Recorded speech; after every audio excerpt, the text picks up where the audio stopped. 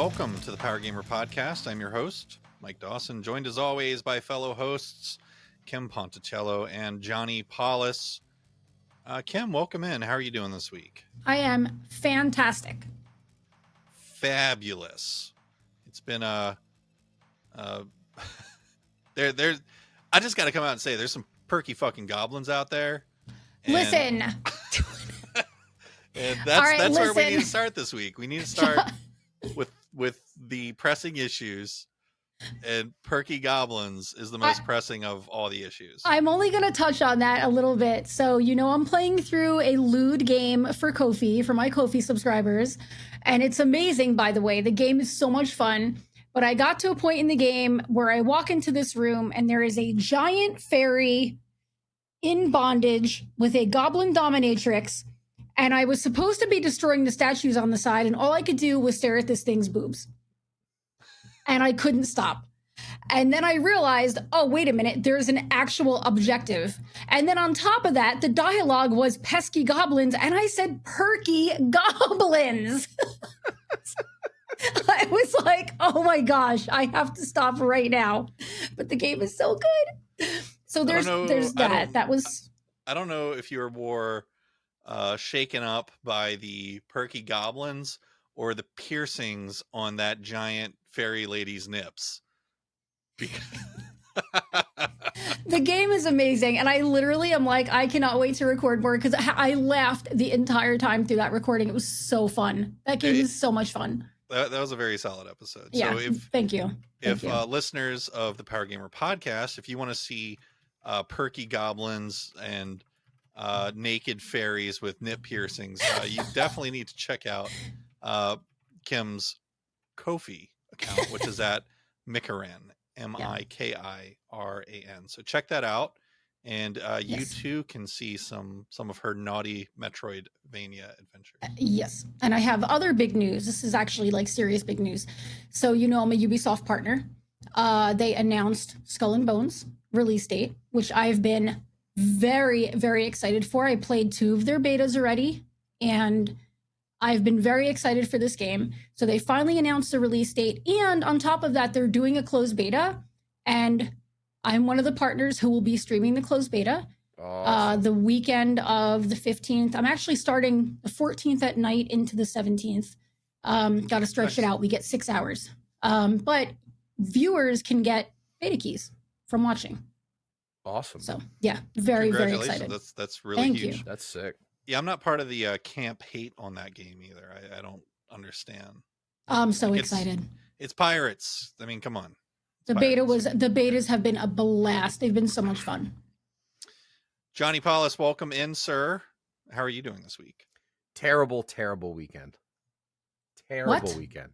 Why? So we're on well water. And it ran dry like 2 days ago. So I have no working toilets. I have no working shower. I can't do dishes. Is that what I smell? I have to wash things with like a jug of spring water over the sink. It's bad. They're coming Tuesday to resolve it. It's something about they just need to like spot it somewhere else and everything else will be fine. But like, yeah, no, I'm without like working toiletries and showers and stuff for 4 or 5 days. It's pretty awesome. That smells great. I mean, sounds great. No, we all smell great. We all went to the in-laws house and we like just divided and conquered the house. I'm like, all right, I'm taking a shower in this room. I'm going in this one. I'm going in that one. It was like everybody went over there and we all dropped our deuces. We all took our showers. Like everybody did their business. But it sucks. It sucks. Feel free to come on over if you need to. Well, I mean, I was going to say when I come over to do the thermal compound on the PlayStation, I might just bring everybody so they can, use the toilet while they're here. That's horrible. We have games and stuff to keep them occupied. So. Yeah. That was the thought process I had. We'll see. Well, that sounds like fun. My week's going okay, I guess. I booked a little vacation for next weekend, going to Ocean City, taking the missus with me. It's the 7th wedding anniversary. So like we got married December 16th, and it was like 20 degrees outside the day that we got married. It was awesome. So we take a beach trip, which is kind of ironic because we don't go to a warm beach either. We go to one here in Maryland. But for that weekend, I mean, it's before Christmas, so it's kind of nice to get away from everybody for a weekend. They put up like these huge light displays and stuff, and like they have like legitimately like Christmas at the beach kind of thing. That's so the only thing you're not doing is going swimming, but like all the mini golf places are open, all the restaurants are open. Oh, that's fun. Like this big walk-through Christmas light thing that takes forever and is also awesome. So yeah, we're gonna go escape to the beach for the weekend. So should be nice. Welcome in, listeners. This is episode 142. I'm actually going to get the number right on the audio this week. This is episode 142 of your Power Gamer podcast. Thank you for being here. As always, the show is completely ad-free, and we're just here hoping you like what we do and hoping you can show us the support that you've been doing. Decent job showing lately. Honestly, we've seen a lot of 5-star reviews pop up on Spotify. So I guess our Spotify listeners, you guys can all give yourselves a big pat on the back. You're knocking it out of the park. YouTube viewers, come on now. You got to step up your game. The Spotify people are kicking the shit out of you, and it takes so much less effort to click a like button than it does to leave a 5-star review. So get it in gear, YouTube listeners. There's so many of you, and you're all lazy scallywags. So let's fix that this week. It's a big week. A lot of outlets kind of all did the same thing. We went a different direction this week. It was the Game Awards. So we decided to opt against doing the live stream and all that and the live reactions, because honestly, for those of us that have been watching the Game Awards for a year, you kind of already know that like 90% of it is not that interesting. And I kind of didn't want to sit giving reactions for 2 hours to some of the stuff they showed on the show. You're just like, why are we doing this? Yeah. And it was kind of a weird show. So I'm glad that we went this route where we're just going to give you a nice condensed version of what we saw, what we thought was cool, reactions to some of the winners, and skip all the filler. Now, we won't, of course, be able to highlight some of the comedic things that happened live. Like Johnny, did you see that sick burn on Call of Duty that happened? I did. What happened there? Do you? I don't remember. What was it? I know he picked on Call of Duty for the short campaign, but I don't remember what his exact words were. I think it was more of him picking on himself. He gave an 8-minute speech last year. It was 8 minutes. Yeah. And so he said his 8-minute speech was longer than the Call of Duty campaign. That's what it was. Yeah. He's getting all sorts of flack today because of that. It's like, just take a damn joke. Jesus. Christopher Judge definitely had a nice bout of redemption from that painful speech last year. What I don't know if you guys noticed this. Kim, you just kind of got caught up on the show today, so it's fresh in your memory. It seemed like they were almost a little too hot on the shut up music. Yeah, as a matter of fact, Jeff actually tweeted and said, I let them know to back off on getting the music going so fast, because I mean, what blew my mind was, and I actually have some stats here, by the way, but which we're going to get into, but they, at one point when Lorien was thanking people and talking about people they lost and somebody they just recently lost, in the midst of talking about that, the timer went, please wrap it up. Like, the guy is like paying a tribute to somebody who just passed away. And it's like, please wrap it up. Yeah, and it's not like they're the best idea category. It was the game of the year acceptance speech. Yeah. Yep. Right. You know? Yep. So like the reason why supposedly we're all there Right. is You can give them an extra minute. It's fine. Yeah. Like somebody actually sent me some stats. So winners' speeches for the entirety of the show were 10 minutes total. That was winner speeches. Musical numbers, 13.5 minutes. Award presenters took up 26.5. Other presenters took up 42.5, and trailers and ads took up 1 hour and 28 minutes. Yep. And the I forget the name of the group that was, kind of part of the Alan Wake thing. The Old Gods of Asgard or something like Yeah. that. The ones who did that amazing Ashtray Maze song. They I understand, right, in a live show that you're going to play to a backing track. Yeah. But those guys were fucking horrible at playing to a backing track. They Like the really bass were. players, like the bass line going on is like this driving dun dun dun dun dun dun dun, and the guy's got a hand up the air, like not even touching the bass. I'm like, you're not. I guess props to you. Like you're not even trying to look like you're playing the damn instrument, but I'm like, man, this looks really weird. I mean, I Mhm. got to see Dr. Darling, so I was happy. Yeah, that's just the musician looking. You're like, Yeah. you guys really. You just put on a hit play on an MP3, basically. It's like, oh, okay. I guess that's cool, but it steals some of the magic, like when it's that obvious that they're just Milli Vanilli-ing their song. So, well, the Game Awards are behind us. Baldur's Gate 3 took the Game of the Year victory.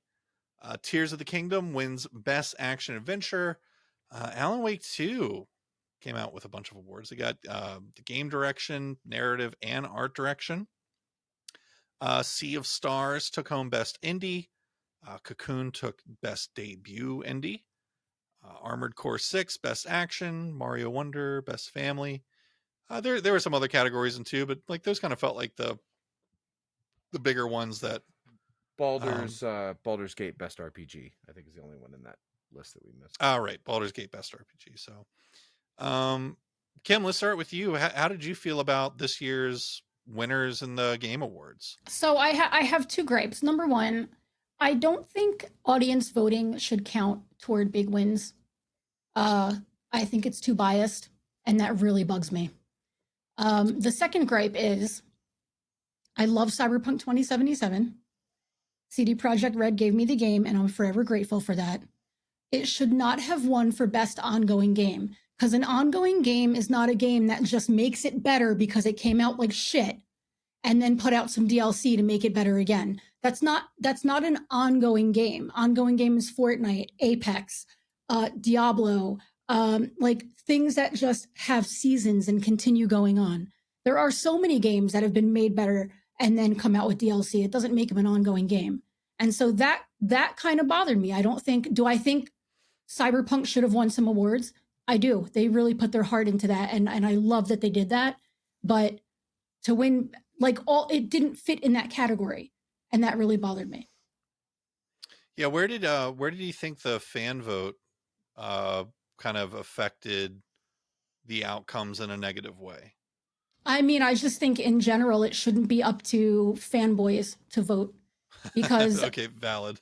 It shouldn't be up to, I mean, honestly, there's always going to be, there's bias to begin with, when it comes to award shows, but then to have the audience voting, in my opinion, with something this important, I just don't think it should count as much as it does.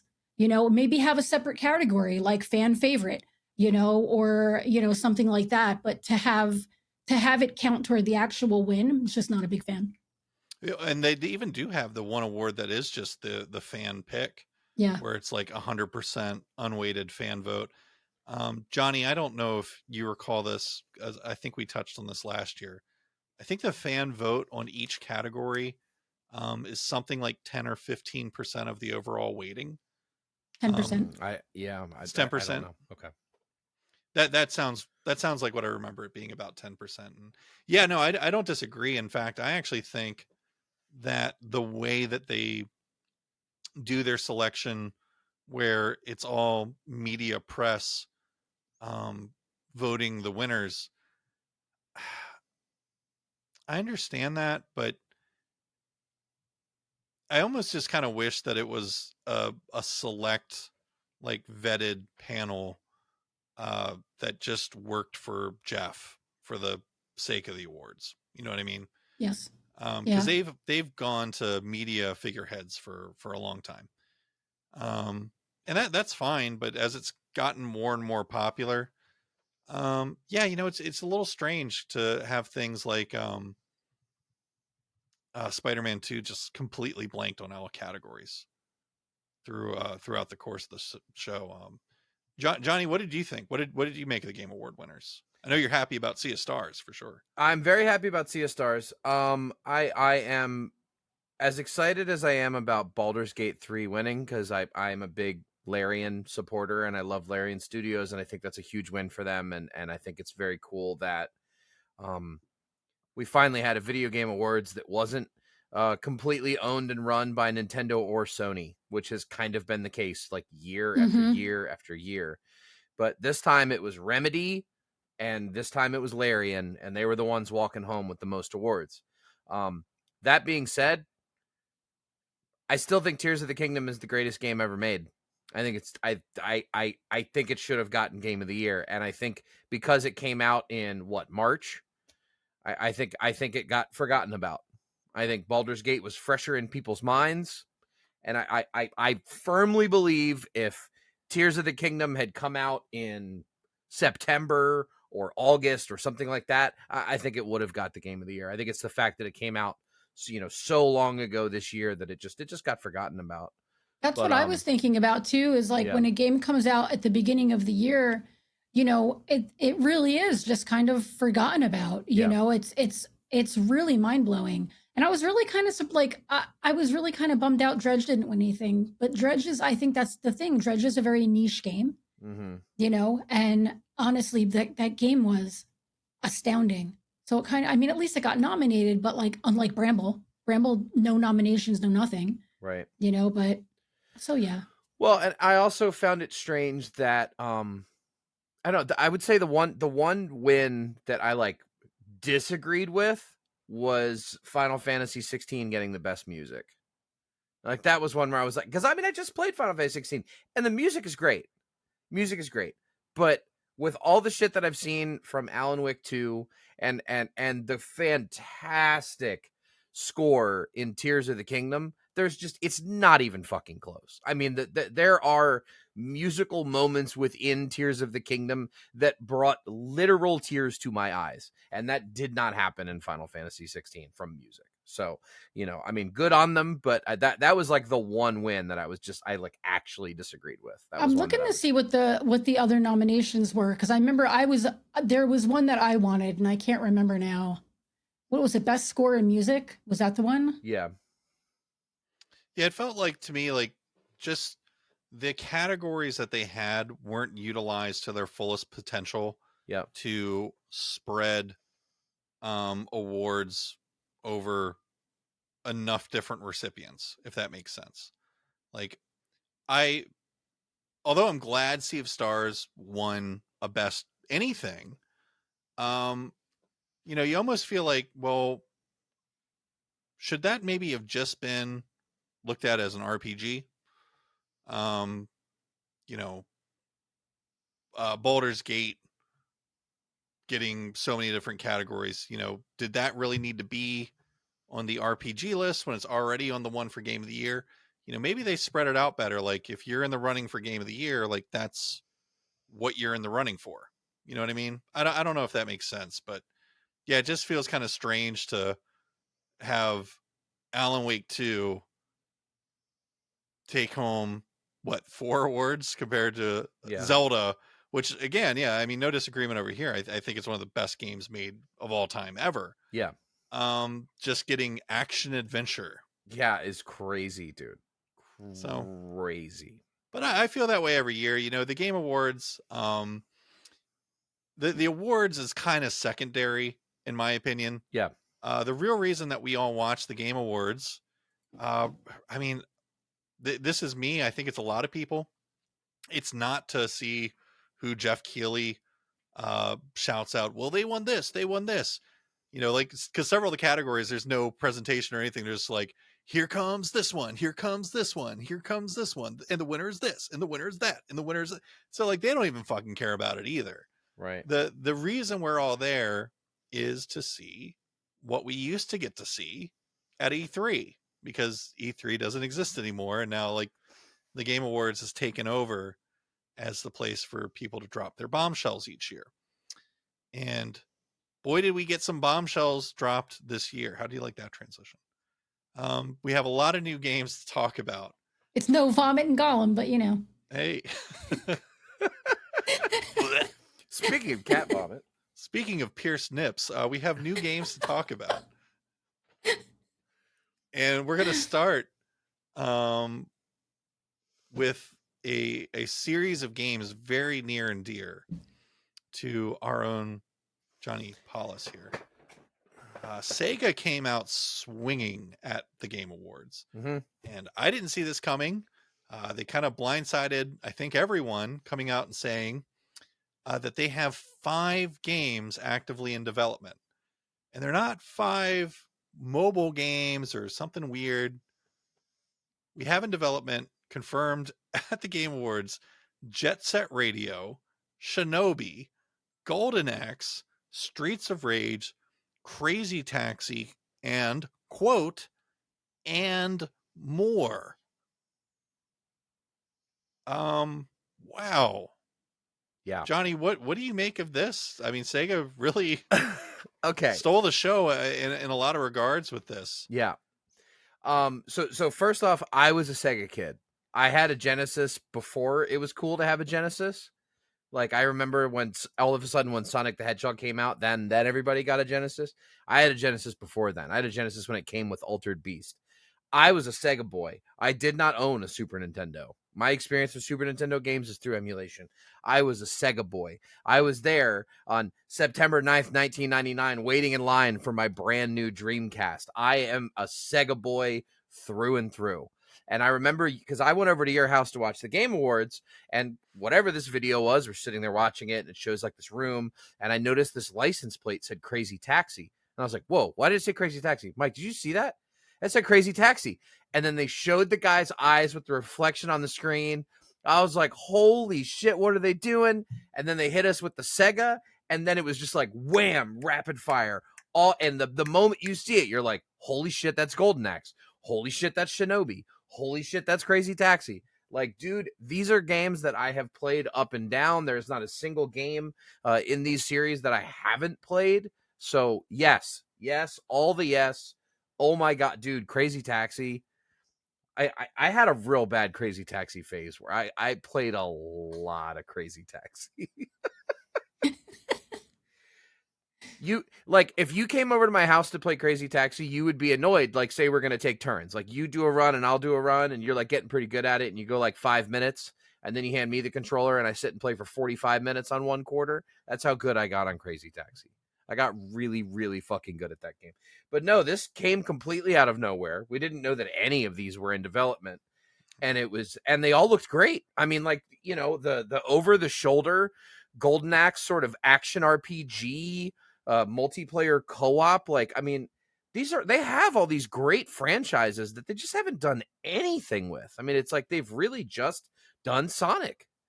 I thought the graphics or the art style that they showed on Shinobi in particular. Yes. The little hand-drawn 2D graphics. I'm like, Shinobi-vania? Yes. Yes, indeed. Yeah. I'm here for it. Yeah, Shinobi Metroidvania is going to be dope. The over-the-shoulder Golden Axe look great. I've always been a fan of beat 'em up, so any Streets of Rage, I'm down. And, you know, Jet Set Radio, I don't know why they ever stopped making those games. They should just make one every other year, as far as I'm concerned. They're always fun. That's what I'm most excited for. And that to me, as soon as they said and more, I was like, obviously Jet Set Radio Future. Yeah. Obviously. Like, recently I picked up Bomb Rush Cyberfunk, which is very Jet Set Radio-esque But man, Jet Set, I don't even know how many hours I poured into that and Jet Set Radio Future. So when they said and more, I was like, obviously they're doing Jet Set Radio. They have to do Jet Set Radio Future. Like they have to. Yeah. So what's the and more? Jet Set Radio Future. That's all we need. Done. I mean, are we gonna see an altered beast? That would be fantastic, and that's not actually a bad selection. I'm sure it's not anything Sonic related because we've had a steady stream of Sonic properties already. So yeah, I think Altered Beast would make sense. Gosh, what were some of the other Phantasy Star, baby? Phantasy Star's been, I think, just had a new game come out. If I'm not mistaken, on the Switch. What about this past year? What about? I mean, the PlayStation 5 has a microphone built into the controller. You could totally do another Seaman game. Oh no! Do you guys remember Seaman? I do. I know what you're talking about. Do you know what I'm talking about? For the Dreamcast. I don't remember. There was a game on Seaman. Dreamcast called Seaman, and what it was you had a fish in a tank, and there was a microphone that plugged into your controller. Okay, and I remember you could talk to this fish. And the craziest thing about this fish, it was voiced by Leonard fucking Nimoy.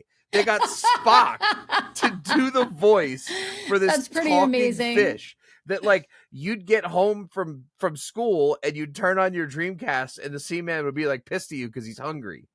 And then and the thing was with that game, Dreamcast was one of the first consoles to have a clock on the motherboard, and it would actually track the day and the date. Consoles didn't really do that at the time. This is one of the first ones to do that. And because of that reason, it knew how long it had been since you'd been back to check on your Seaman. So the problem with Seaman is if you stopped playing it and then you fired it up a month later, the tank would be covered in algae and the Seaman's dead. And you'd have to start all over again. And by the way, Sega, I'm not saying make another Seaman. I'm good. I was just making a joke. Please don't make another one. That's how addiction begins. See, like my favorite Genesis game, what was it called? Gunstar Heroes. Yeah. Was always kind of like the pinnacle one. So if they brought back Gunstar Heroes, I'd be pretty excited for that. Altered Beast could be dope. I'm trying to think of what other. I mean, Power Stone. They could make another Power Stone would be dope. Power Stone is awesome. Echo, Comics Zone, Gunstar Heroes, Beyond Oasis, Vector Man, Panzer Dragoon. They still kind of do those. Yeah, no, there's Rocket a lot was of great fun. games. So, well, very good. We're definitely interested to see what the and more means. But Christ, they could have just come out and said we're making a new Crazy Taxi game, and we would have been satiated. Mm-hmm. Next up, Marvel's Blade from Arkane Lyon. Yes, the Dishonored and Deathloop Arkane, not the Austin Redfall Arkane. Not to be confused. Can we refer to them as the Prey Arkane, please? Well, I think it's appropriate to mention Redfall because I think they're good on vampires for a while, right? We need to let the other Arkane have the turn with the vampires. Yeah. So we didn't get gameplay or anything. It was kind of a cool CG trailer, just announcing, hey, Arkane's making a Blade game. I would be really surprised if it was anything other than a third-person action adventure, very a la the Sony formula for success. So I love Arkane games. I love Dishonored. I love Deathloop. Prey is fantastic. I had a great time with Redfall. Big Arkane fanboy. Kim, I know you're big on Arkane as well. Johnny, you're big on Arkane too. But I'm really not. Oh, you're not? Okay, well, buzz off. Okay, then fuck you. All right. Me and Kim are gonna level for a second because we're fine. both in love with Arkane games. Especially Arkane Lyon. They've done. I mean, I say it all the time. I have a freaking Dishonored mask sitting on my shelf back there. I got the deluxe edition, the super amazing deluxe edition that came with tarot cards and a ring and the mask and of Dishonored. I'm a huge Arkane fan, but Arkane Lyon just does, they're always outstanding, you know? So I Always. saw that and and plus I love Blade. Now, I'm not a comic book, I've never read the comics. The only comics I collect are like Clive Barker, but I am such a geek for the Blade movies. Like, I love the Blade movies. I don't care if some of them are cheesy. I love them so much. They're still And great, I yeah. will sit there and watch them again and again and again. And so when I saw that a Blade game was coming out, I don't care. We can take away the Marvel part. La, la, la, la, la. I don't care. When I saw that a Blade game was coming out and that it was made by Arkane Lyon, I was like, take my money. Like, done. It's 100%. That's gonna be a buy for me. So the games that I've been in love with from Arkane always has been their first person shooters, which is unless you go way far back, that's what they do. You know, Wolfenstein Youngblood, Dishonored series, Prey from Austin, of course, Deathloop, which is like one of the best games ever made ever. I don't know that I'm excited that they're doing a Blade game. There should be a Blade video game. They're a great team, but does that mean it's going to be a first person like Arkane game? You know, you don't ask. LeBron James is a fantastic basketball player, right? And we don't need to get, oh, well, I think Michael Jordan's better. They're both great, okay? But more importantly, they play basketball, right? So when Michael Jordan decided to go play for the Chicago White Sox and fucking sucked, we weren't really surprised because he's a specialist at basketball. He's a basketball player. I look at game studios a lot in the same light where it's like, all right, what do you rock at? Well, we're really good at making these interesting first person shooters, you know, Deathloop, Dishonored, etc. So my assumption would be, you know, whenever I see these comic book games, is that it's third person action adventure, you know, because that's kind of the most successful formula out there for that kind of thing. I really hope that this Blade game is that. That's kind of my take here is, well, if Arkane Lyon is doing it, is it going to be Deathloop, but you're fucking Blade? You know what I mean? Like, well, we're definitely not going to be fucking Blade because that would fall under my Kofi games. But it has been confirmed to be a third person, so they're definitely stepping out of their norm. Yeah. So my kind of question I thought of coming into the show was, we're in love with Arkane, but are we in love with the idea of them doing this? Yes. Still, yes. No.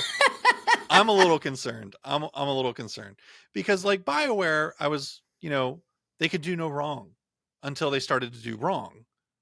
And there's a lot of studios that have that kind of shadow hanging over them, where if they just stuck to what they were good at, then there would never be the fall from grace. So I'm always a little concerned when I see a studio go way outside what they're known for being good at. So Johnny, you love Blade, and all things Marvel. So yes, you're getting a Blade game. It's coming from Arkane. Where are you at with that? What's your excitement level at? I want to ask him a question. So you said it's confirmed to be third person. When did they say that? I literally read an article this afternoon. I just pulled it up again. Got it. Director and studio head Dinga Bakaba confirming that it will be a third person game. Got it. Yeah, no, I agree with Mike's concerns because when I saw this trailer, I instantly thought, cool, it's going to be like Dishonored or like Prey or like Deathloop, but Blade. So I immediately thought stealthy first person shooter, hiding in the shadows, jumping from dark place to dark place and slashing people with your sword, and that's kind of what I thought it was going to be. So yeah, third person's a departure from them, but I mean, they're a team that's known for making good games that for whatever reason I don't connect with. I've tried multiple times. I can't. I don't know what it is. It's not like I play it and I say this is a bad game. I just play it and just completely lose interest. I don't know what it is. It's happened with every Dishonored game. It's happened with Deathloop. Every time I try to fire them back up, I don't connect with them, and I don't know why. But no, I mean, I'm excited to see a Blade game. I loved the art style. I thought the art style was really, really cool. Kind of over stylized, sort of very slick. So yeah, no, I'm excited to see what they do.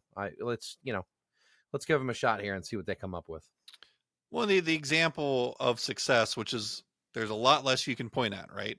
But I always like to bring up Guerrilla Games, because they went from making Killzone to making like my favorite video game on this in the last console generation, Horizon, which complete departure from the first person shooters that they were known for. So maybe Arkane has it in them to do the same thing. We'll have to wait and see and find out, because that game's going to be far out.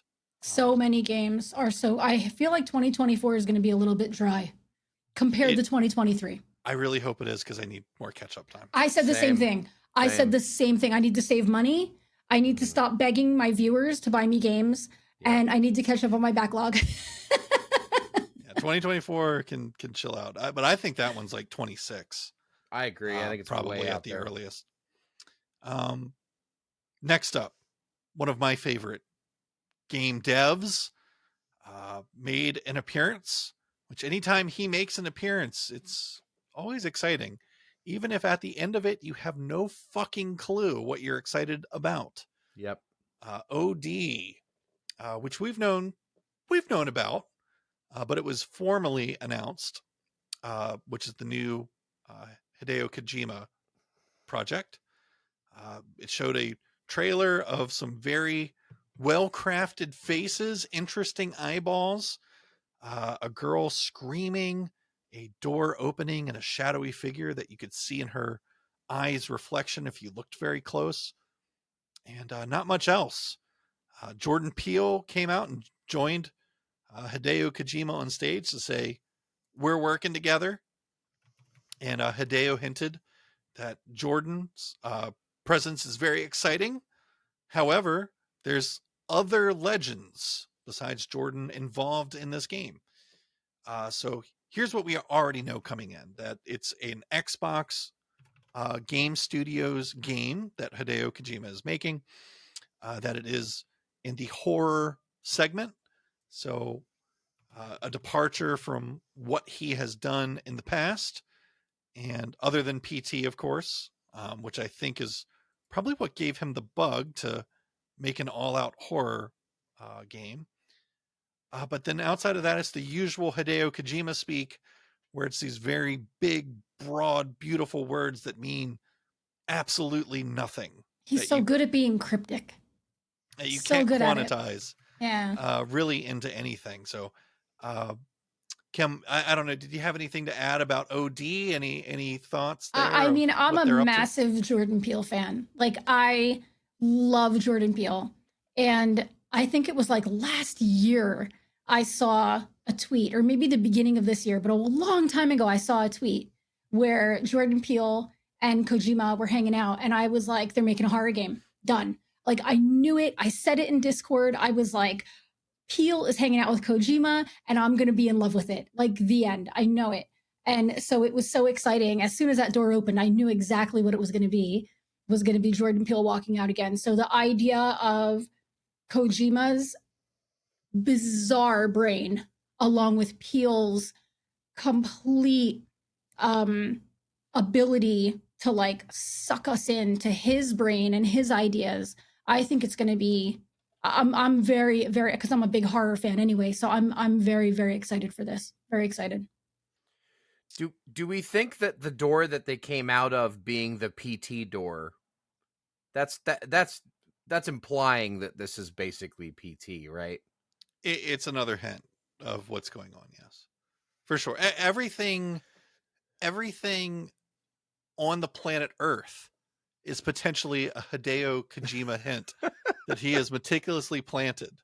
Mm-hmm. Every time he tweets, I'm like, is that a hint? And there's been a lot of people hanging out with Kojima as well. Chalamet a couple weeks ago was hanging out with him.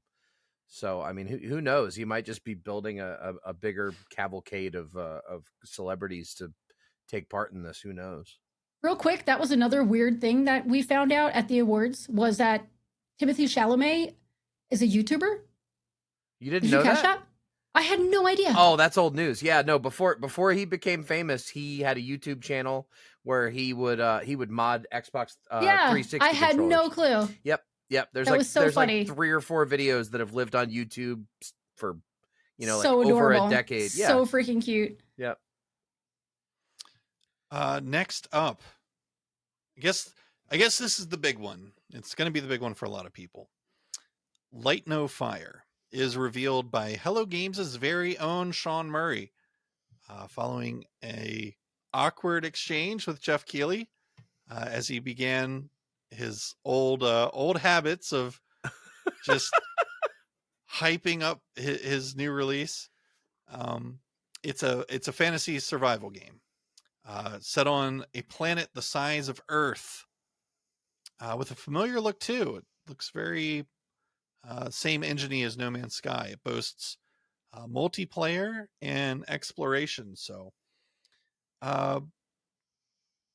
I'm always a little scared, especially after what happened in 2016. But I understand Sean has surely learned his lessons more than anyone else, but he just doesn't seem like he can help himself when it comes to hyping up what he's working on. So yeah, Kim, question to you first: Is it time to buy in to Sean Murray's hype? I mean, you're asking the wrong Fire? person. I bought into his hype a long time ago. I'm not asking the wrong person, because you would have been in 2016 one of the people that was let down by the overpromises. I absolutely was. I literally pre-ordered No Man's Sky.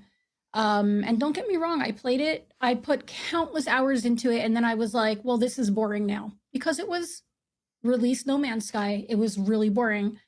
And then over time, it just kept going and going and snowballing, and it turned into this really phenomenal game. Still not exactly where I would like it. I'd still like multiplayer to be fine-tuned. It's not quite where it should be, but I am a big No Man's Sky fan, like a big No Man's Sky fan. I love all the I almost said exhibitions, but that's not the word. Expeditions. I'm still thinking about goblin boobs. So it No Man's Sky is amazing, and I'm a huge survival game fan. I love survival games. Got to play a really cool beta of Nightingale, which is an amazing survival game coming out. Also fantasy, but like steampunk, very strange. And so to see that No Man's Sky idea with survival, sandbox survival, to me is very exciting, because I love sandbox survival. I mean, for goodness sake, I have almost 1,000 hours in Ark. So I'm excited to see where it goes, but I am definitely a little bit more reserved than I would be, if it were somebody else. I am definitely a little bit more reserved. I'm not gonna get that hyped about it, but I am very excited for it. Yeah, where I have a lot of hope for Light No Fire is that they have now shown at this point with No Man's Sky that they've built all the pieces they need to make the thing that they're promising for the most part. Now really the question is going to be, well, okay, so we've moved from the space game guys, where you're chasing the ultimate video game dream, right? The procedurally generated universe that goes on forever and has interesting things to do no matter where you go, what direction you walk in, which is very hard to achieve, and something that I really think only Hello Games has even sniffed doing correctly up until this point. So one would think, okay, they're taking all of that technology that they've developed, and now we're taking it from a whole universe and we're going to tighten it down to one planet. Earth is really big, and there's not a lot to do on the majority of Earth. Majority of Earth is covered in fucking water. There's a very small percentage of Earth that is actually land that you can explore, and of that land that there's things to explore on, there's a very even minuscule portion of it that's civilized and interesting. I mean, I'm personally hoping we can explore the water too. I mean, that would be... Where I'm going with this is I'm a little concerned when they come out and say, this will be the size of Earth. Is, well, okay, if it's the size of Earth, I just hope that it's populated with interesting things to do, no matter where you're at on the planet. Because Starfield, I think, is a perfect example where, oh, great, there's these big, beautiful planets.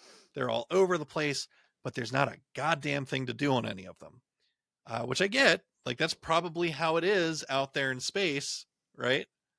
If I go land on XYZ planet that I plucked out of some random solar system, yeah, it's probably just a rock floating in space. I would expect nothing less. But in a video game setting, yeah, it'll be interesting to see what they do with a singular play space that's supposed to be on that scale. I don't think it needs to be that big to be captivating. Yeah.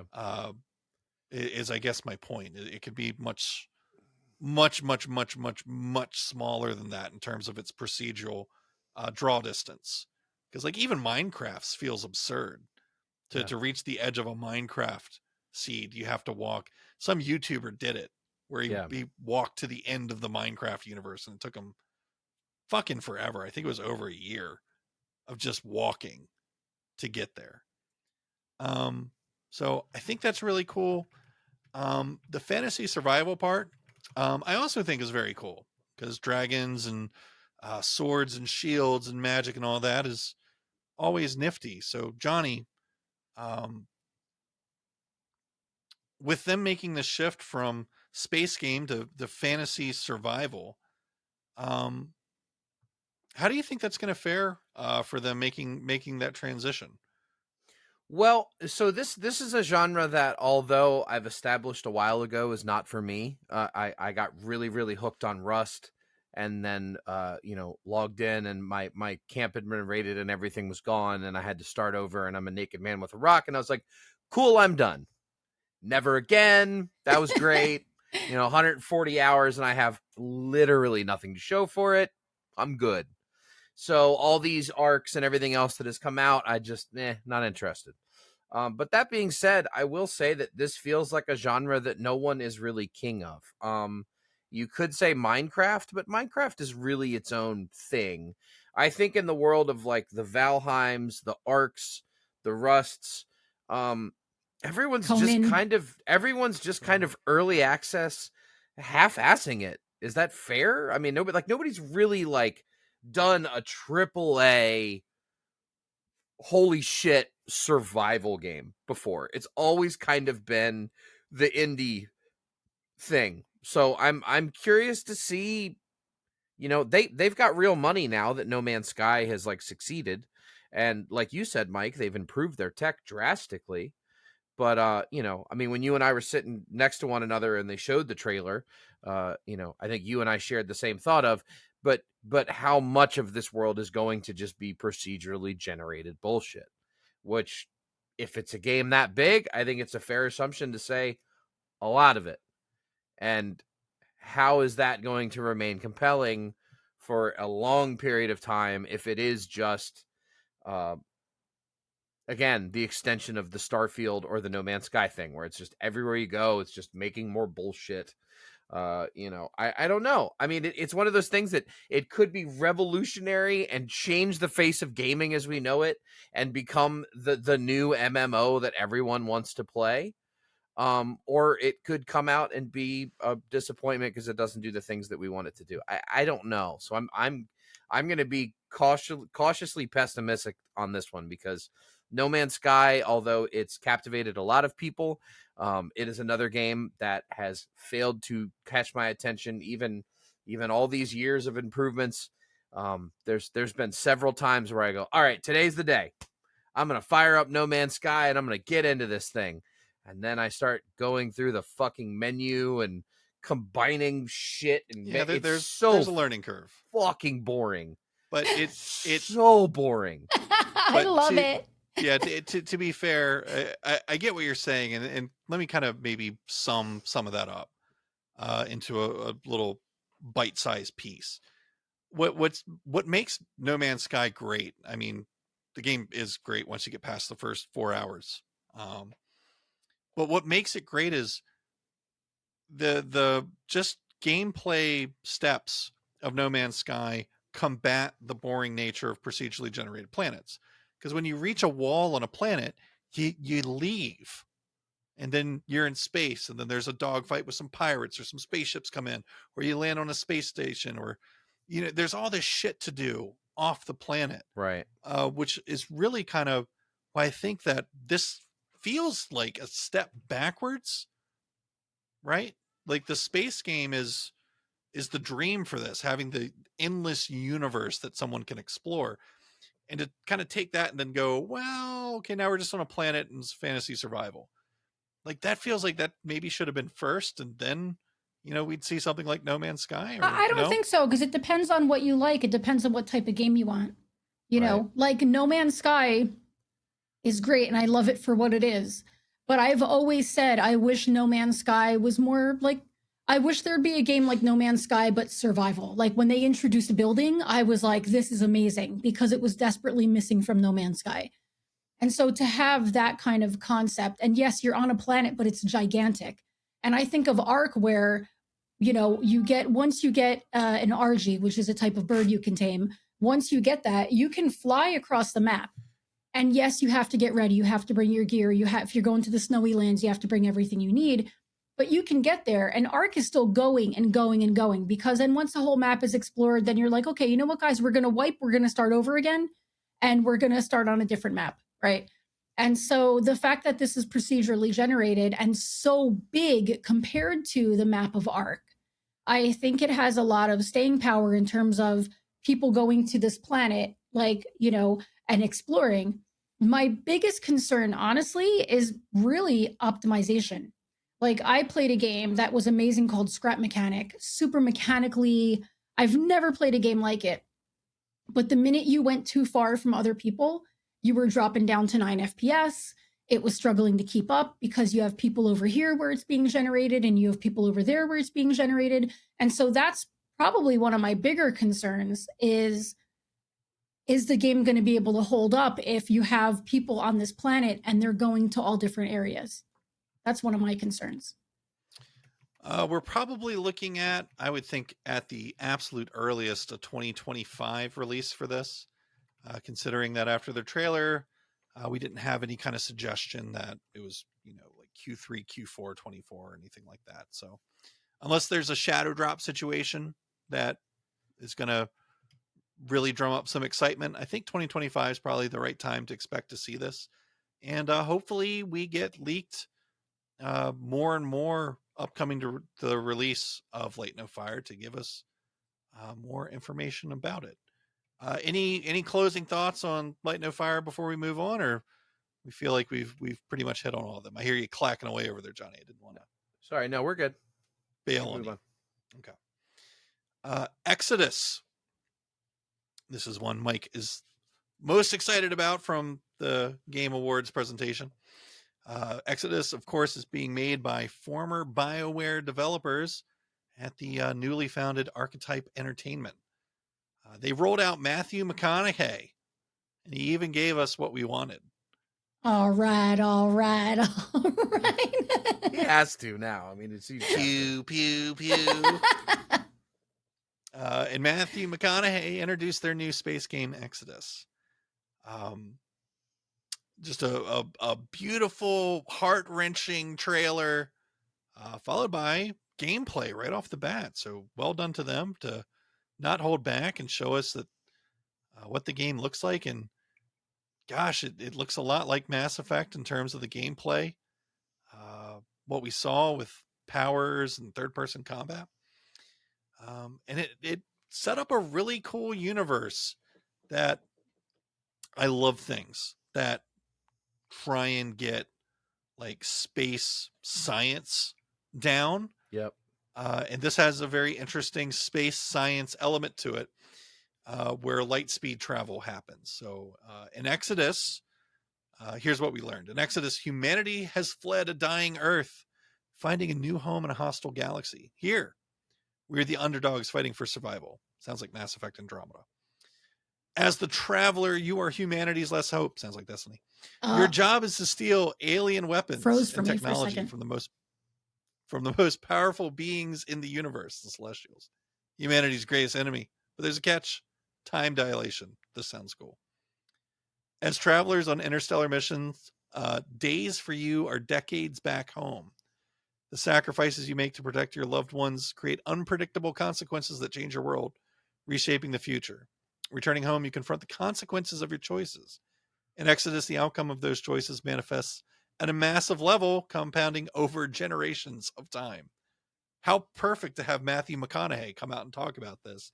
Yeah. After Interstellar, of course, that actually does focus on that concept. So I'm obviously super excited about Exodus because it's the space game that I like. It's the Mass Effect people at their new studio, out from under the EA thumb of oppression. Mm-hmm. I couldn't be more excited about this game, Exodus. So, Johnny, I'll start with you on this one. What did you think about Exodus? Well, I mean, I've always been a big like hard science fan, and it's always annoyed me in the sci-fi world that they never really deal with the fact that when you travel faster, time moves differently for the person in that craft. That is a real thing. I mean, if we did find a way to go the speed of light and you hopped in your thing and you traveled 5 light years away in a matter of, 5 minutes and then came home, it would be many, many, many years have passed, even though it's only been several minutes for you. We figured this out as soon as we launched the GPS satellites, and with how fast they're going, they figured out, wait a minute, the times, they're definitely atomic clocks. They should be fine. And they weren't lining up. And they figured out it's because of with literally the faster you're moving, time moves differently. So I'm fascinated by that to finally see it in something like this. But dude, this looks really promising. The gameplay, the world, the universe, and like you said, these are the real Mass Effect people. So yeah, this is a win all the way around. The faces even looked slightly janky, and I'm like, oh, right, janky faces. That's what I'm here for. Yay! Their suits. I mean, their suits. They just needed an N7 and like their Mass Effect suits. It was very, very, very close. Yeah, Kim, what did you think about Exodus?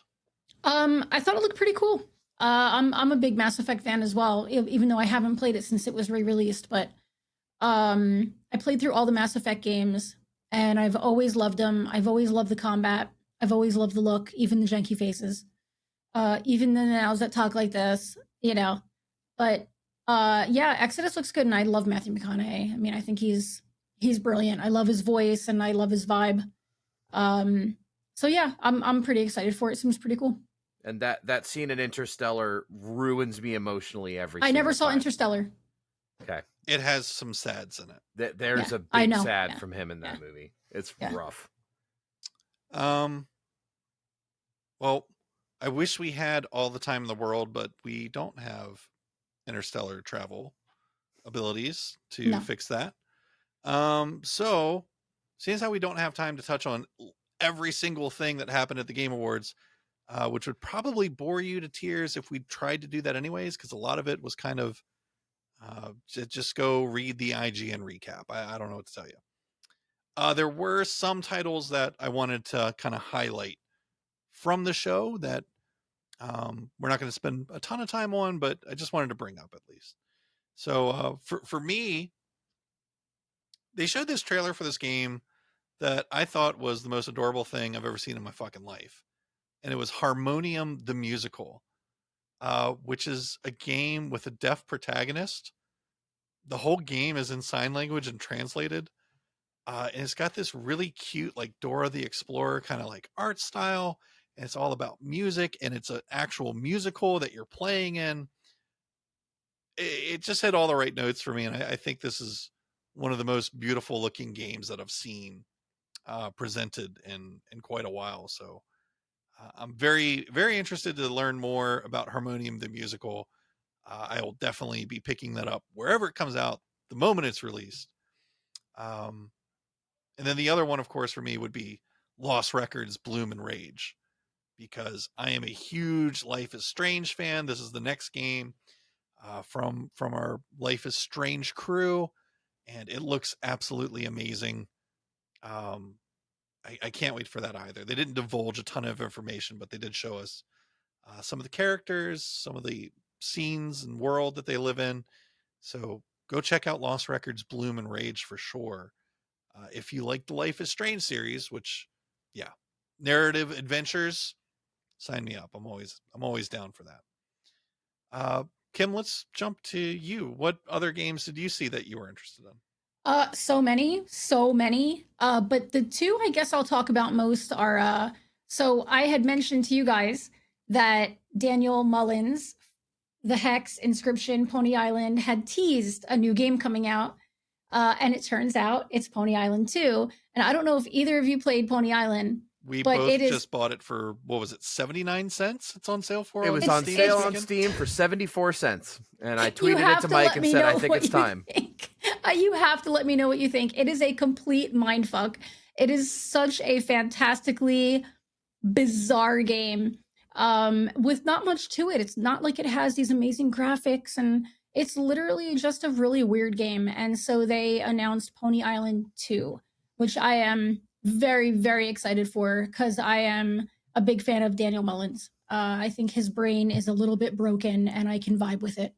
The other one was No Rest for the Wicked by Moon Studios, who did Ori. But it's very, very different than Ori, which I find really interesting. It's an ARPG, but they're saying it's a different take on the ARPG, which I'm really interested in. I love the studio. Diablo on steroids, kind of. Yeah, I love the studio, and I have a lot of faith in them because I think they have a lot of passion, and I think they're very creative. And so I'm excited, and they are going to be doing a deep dive of the game on March 1st. They're doing a deep dive of No Rest for the Wicked, which I am very, very excited for because that looks pretty fantastic. Johnny, how about you? What did you see that we didn't have time to touch on? Well, I mean, you know I'm a nostalgic son of a bitch, so I saw that Jurassic Park trailer and was immediately just the plot setup. I was like, done. It's done. The credits rolled on Jurassic Park. They escaped the island, but wait, somebody got stranded. And wait, that's when I was like, more. Done. Take my money. I'm in. Here you go. I'm absolutely 100% in. And I gotta say, the cinematics for that trailer were really impressive. Even just the character models and shit. Like, they're clearly not fucking around with this game. And I know they only showed us like 5 seconds of actual gameplay, but it looks like it's first person. Dude, I'm in. I was really, really pumped on that. We've been and will forever be extremely excited about Hellblade 2 Senua's Saga until it's finally in our hot little hands. I cannot wait to play this game. The first one is a masterpiece. If you haven't played it yet, it goes on sale for like $4 or $5 all the time. You have no excuse. Just go buy it and play it. It's really that good. And every time I think I'm away, they pull me back in. They hit me with the Final Fantasy XVI DLC reveal. I rolled credits on Final Fantasy XVI like fucking 3 days ago, and then they go, hey, look, new DLC's out today. I was like, son of a bitch. So I was really excited about that, but I was even more excited. God of War Ragnarok Valhalla. We're getting more God of War Ragnarok in 3 fucking days. And it's roguelike. For free. Sign me up. I get to go back into Ragnarok and do more shit for free? Dude, fucking pumped. It's the best part of the God of War game that they didn't let you do enough of in the God of War game, which is the fucking combat. Yep. So, win-win. Yeah, it's going to be awesome. I can't wait. They're like, yeah, you came to God of War to beat the shit out of these bad guys. Yeah, get your tissue box ready because we're just going to make you cry instead. Kim, you haven't done the newest God of War yet, so I haven't. Be careful. Oh, she did a full stream of the first one. What was it? This year or last year? I think it was this year. Yeah, it feels like it was recent. So Yeah. yeah, it was this year. I felt like Ragnarok was better in every way, and that's not It something is. I say It lightly. is, It's fucking magnificent. Oh, it's so. It really is. Yeah, you're chopping onions, not demons. So I'm gonna sit there crying. I mean, I'm emotional. I cry over the stupidest shit when I play games. So will cry. Yes. oh, great. Ball Period. like a baby. Period. Okay. Yes. Yeah. All right. Well, very good. That wraps up our brief coverage. We actually did great on that, guys. Pats on the back all the way around. Did an hour and 5. No big deal. Hey. So Look at us. that brings us to the games that we've been playing this week. So let's see here. You know, you mentioned something rather important, Johnny. So we're going to start with you because, gosh, we don't have. I thought we didn't have to hear about it any fucking more, but just when you DLC. think you get out, they pull you back in. Yeah, and you already know I'm buying that DLC. Anyway, I guess I'll get started. I beat Final Fantasy 16. Okay, here's Thank God. I killed every single world boss in the entire game. I crafted the best sword in the entire game. I crafted the best belt in the entire game. I crafted the best vambraces in the entire game. And after I'd done all of that, that is when I then finally went to the final boss and absolutely mopped the fucking floor with him. This game recovered quite a bit in the back half. As much as I bitched about the side quests in the beginning, I do recommend putting in the time and doing them because the payoff at the end for all of those side quests and all of those character arcs is very rewarding. I loved the end to the game. It goes epic in a way that most games can't. And I'm going to keep it completely spoiler free. There's not much I can say about it. I will say that it got very close to getting out of the 7s, but I'm going to put it at 7.8. It got real close. But I did enjoy it quite a bit. I put 100 fucking hours into it, and now the DLC came out, and I'm like, yep, got to play that too. So I'll be right back in. And I've been enjoying Spider-Man 2 in about 10-15 minute bites before my PlayStation 5 powers down. So I'm really, really getting frustrated with my PlayStation, and now I'm dealing with the water scenario. So outside of me beating Final Fantasy 16 and getting really, really fucking angry at my PlayStation 5, I also played Suicide Squad Kills the Justice League on a closed alpha that I signed an NDA, and I cannot comment on the game, but I did play it to the end of the test, and that is all I can say about that. We're fixing your PS5 tomorrow. So. I know, I can't wait because I can actually play Spider-Man 2 because I fucking have been dying to play this game, and I guess because it's just that next step further in graphics, like I could play Final Fantasy 7 or Final Fantasy 16 for like I don't know 2 hours, 3 hours until it would power down. Spider-Man, I mean, it's like 15-20 minutes. It powers down so fast. So it's not even worth it. It's not even worth trying to play it. Your woes shall be cured soon as I penetrate your PlayStation with some liquid metal. Not going to talk about the thermal paste. we know where it's thermal going. Paste peep. We know where it's going. Kim, on to you. What have you been up to game-wise this week? I am still playing Inscryption. I got to Act 3, finally beat Act 2. And for anybody who's played Inscryption, I'm going to throw a disclaimer out here because today, Johnny was like, I can't believe how long you're taking to finish Inscryption, right? Mr. 1 gajillion hours in Final Fantasy, right? Okay, fine. So, in my defense, to burn on Johnny. In my defense, yeah, but we also gave each other the finger last week off of air, so it's fine. It's fine. So, in my defense, it's because I'm streaming it and I talk to chat a lot, and chat like spams sounds and like bits and stuff like that. You know what I mean? So it takes me a while, okay? But I have to say, this game, for those who haven't played it, I don't want to spoil anything. Yeah. So all I'm gonna say is, I loved it during the first act. I was head over heels. I loved it during the second act. I was head over heels, and I am loving it during the third act because it's visually, you're like, what is happening? It is, I'm sad that this is the only time I can play this game brand new. Yeah. Because I can't wait to play more of it. Still, I'm still in love with it. It's still probably it's up there, top 3, 100%. I love it. But yes, I'm finally on Act 3. Congratulations. I give myself a pat on the back because Act 2 was fucking hard. Act 2 was tough. Yeah. Watching you play through it, like, made me want to take my first trip back in. And yeah, I mean, I want to go back and play it again. I think I put in 2 hours and I'm to like the same point that you're at, just because I already knew everything. Yeah. So like there really only is that first time with the Inscryption. deck I picked is so hard. My God, why? But I'm happy I did. But like, wow, like definitely very tough. And the RNGesus was not.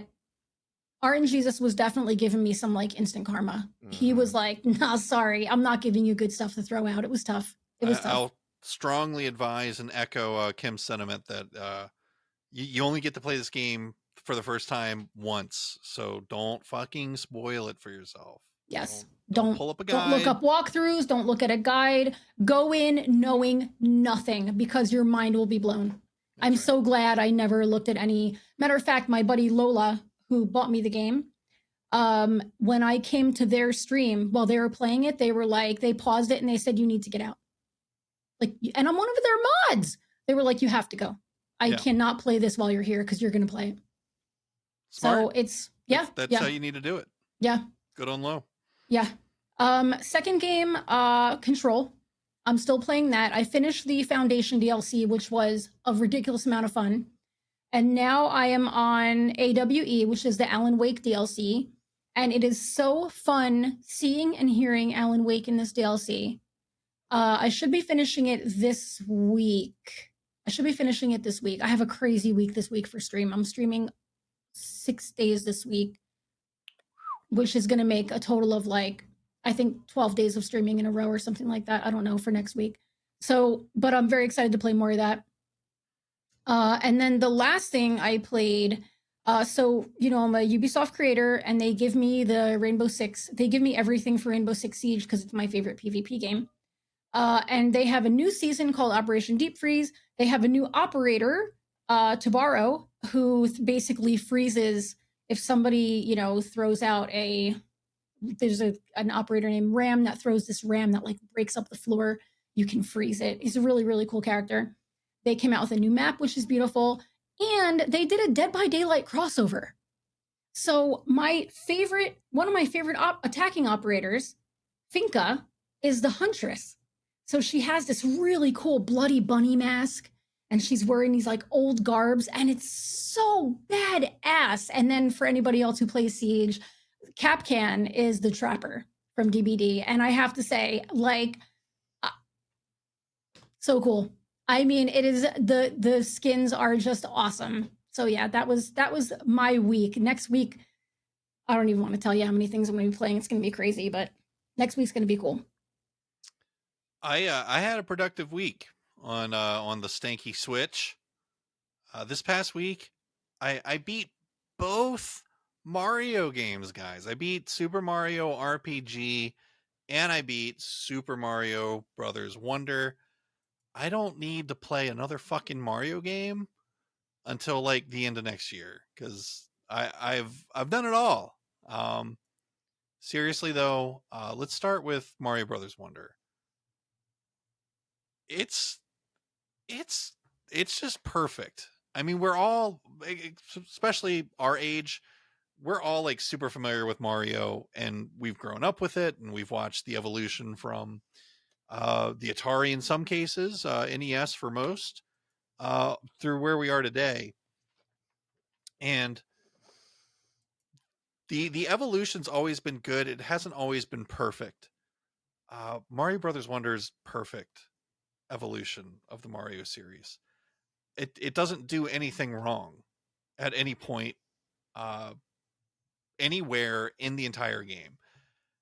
What's great with Super Mario Brothers Wonder is it's really built for everyone, but it's not watered down for anyone. Does that make sense? Yep. The game's fucking hard, but if you can't handle the hard level that you're on, you have choices to not do that. Yep. So they didn't leave out what people wanted, like hardcore or longtime or adult players of the series wanted, but they still gave brilliant paths for other people to get through the game. So like if you don't want to take any damage, you can play as any of the Yoshis. Pick your Yoshi, you take no damage. There's no princess being captured by Bowser. Nope, you can just fucking play as Princess Peach or Princess Daisy or Toadette.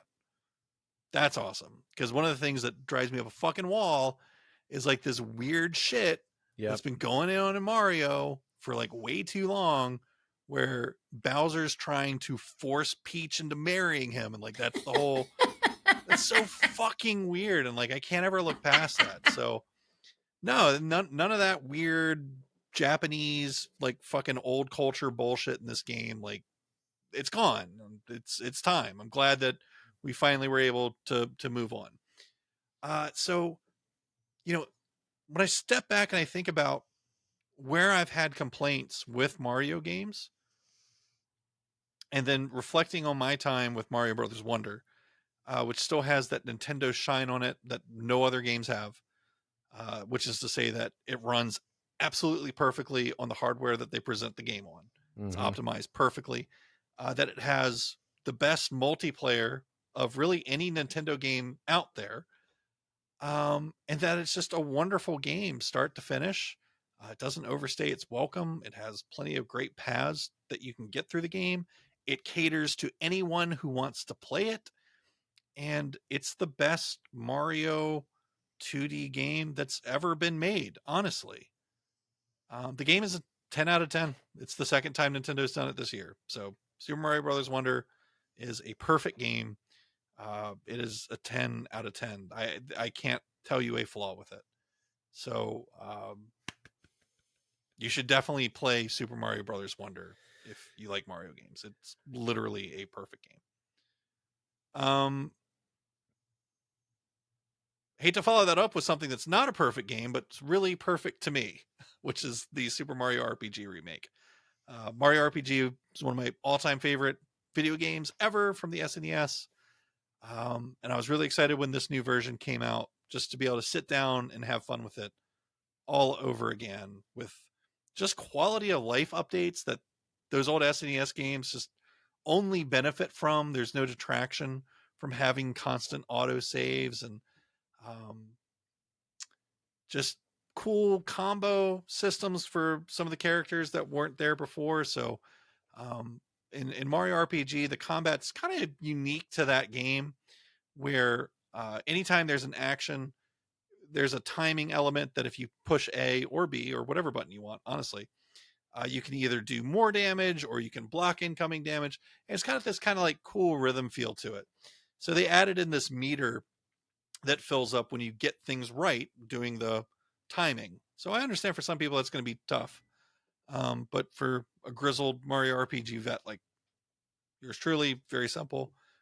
Basically, it's too simple is where I'm going with this, is that when you know the game as well as the people that are actually going out and buying this game, you're never not going to be at 100% meter at any point in time, other than when you just blow your huge ultimate, which usually one shots whatever boss that you're fighting. Here's where I'm going with that. It's laughably easy. And the original game was laughably easy as well. But I think of all the things that they could have added in a remake to not address the most glaring issue that game series has always had, which is that it's too fucking easy. Like you really can just play that game on autopilot. There's no risk at any point in time. I don't know of a turn-based RPG where like that's a satisfying feeling. Like you played the Kim, the League of Legends one. What was it last year? Yeah, Ruin imagine King. imagine if it was impossible for you to die. I played that. I played that as well. Yeah, no, that game's That not. would have ruined it. Mhm. Literally would have ruined it, because that game literally, you had to put so much strategy into the fights. Every except I do have a clip of one fight where I went into the arena and I was like preparing myself and I'm looking at what they do and what I can do and I'm looking at everything, and then Alawi was like, wow, and killed it in one shot. Besides that, right? Right. The rest of the game was genuinely, you had to put so much thought and strategy into what move you were going to do to push this one out and bring this one closer and do this and do that. If you practically couldn't die, it would have probably ruined the game for me. Yeah, I can't think of a single RPG that was ever that simple. But it's such a good story, and like it's so well done that, you know, particularly back in the 90s, you can kind of look past it. But today, playing it as an adult, it's like, guys, you even put challenge mode bosses as an after credit feature. So it's like, yeah, they did know how to make things difficult. In fact, it's in the fucking game. Could you maybe have given us the I'm not a potato child infant Right. difficulty? Right. Just give us like an actual normal. So Super Mario RPG, it's very good. I am like extremely biased towards it, but I think just sitting here kind of talking it out uh, tells me where I need to be. So very good quality of life improvements. It really encapsulates what made the original game great back in the day. But they sort of dropped the ball short of the goal line, in my opinion. So Mario RPG, if you like the original and want to spend, you know, 10 hours re-experiencing your childhood, go pick it up. But it is a 6.5 out of 10 for me. Still really enjoyed it, but if that the memory is better than Right. the re-experience, Yep. so to speak. I already mentioned that I took inspiration from Kim and played some Inscryption. I also took inspiration from our last episode and fired up Dragon's Dogma Dark Arisen. So I'm the intrigued to version hear that this. was recut for the PS4, Xbox One, and PC generation. I'm playing it on my PS5 because it's part of PS Plus. So I was like, oh, that's perfect. I don't have to buy it. I can just fucking download it there and play it. It's good, and it's definitely a sign of its time, which is that early 2010s kind of period where things were still a little rough around the edges. Uh, it's not Dark Souls at all, but it's also not like a God of War type thing at all. It's kind of like if you played Dragon Age Origins, but you opted to not do the pause menu stuff. Right. Is kind of how it plays. So it's actually got kind of a nice feel to it. It's so interesting that you can just walk up to any monster and fucking grab onto it. So like I was fighting in the opening sequence, this big gargoyle fucking thing. And I just ran up to it, hit right trigger, and I grab onto this thing, and he's dashing all around the room. I'm hanging on the side of it. It's down there and ass in this room. And then you start climbing on it, kind of like Shadow of the Colossus style. And I'm like, this is really fucking cool. Like, why were people losing their mind over this game when it came out? Like, just it missed people. And it came out in that same era. So like Dragon Age Origins, Dragon Age 2, Dark Souls, that Kingdoms of Amalur, like that era of really good Western style RPGs. So like it's super interesting because like it's very Japanese, it's very Capcom, but you can tell it's Capcom making the Western RPG. You know what I mean? It's really cool. So I'm going to keep playing through that. Having a good time with it so far. I decided because the pawns, they're fucking everywhere, right? The people that fight for you, and they don't just like stand. They really fucking get in there and do work, which is awesome. So like that makes more sense with like the whole trickster thing with that they showed in Dragon Dogma 2, because you can really just kind of stand back and let your pawns do the business. So I picked a rogue class, so I have daggers and a bow, and I'm just gonna kind of sit back and see where that takes me. But guys, it's really cool. Cool.